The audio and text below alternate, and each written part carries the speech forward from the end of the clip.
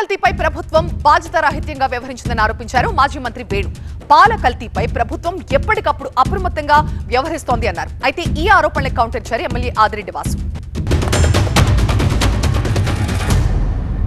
నిజంగా మీకు ప్రజారోగ్యం మీద అంత ప్రేమ గాని బాధ్యత గాని ఉంటే గడిచిన 7 రోజులుగా ఇక్కడ ప్రభుత్వ లేదా ప్రైవేట్ వైద్యశాలల్లో ఈ తరహా కేసులు రిపోర్ట్ అవుతున్నప్పుడు దీని మీద మీరు చేపట్టిన చర్యలు ఏమిటి? అంటే వాళ్ళ అవసరాల కోసం ఏదో హాస్పిటల్లో జాయిన్ అవుతున్నారు, జాయిన్ అయి మరణించిన తర్వాత మీరు లెక్కలు రాసుకుంటున్నారు, లేకపోతే ఎక్స్గ్రేషియా ప్రకటిస్తున్నారు.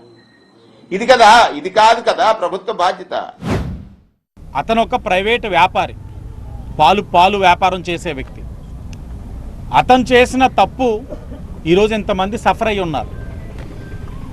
అతని మీద చర్యలు తీసుకుంటూ ప్రభుత్వం బాధ్యత తీసుకొని ముందుకొచ్చింది. ప్రభుత్వం బాధ్యత, ఒక ప్రైవేటు వ్యక్తి చేసిన తప్పుకి ప్రభుత్వం బాధ్యత తీసుకుంటూ ముందుకొచ్చి వైద్యానికి సహాయంగా నిలబడతా ఉంది. చనిపోయిన వారి కుటుంబాలకి ధైర్యం నింపే విధంగా ఎక్స్గ్రేషన్ కూడా అనౌన్స్ చేసింది. కల్తీ చేసిన వారిని ఎవరిని ఉపేక్షించే ప్రసక్తే ఉండదు.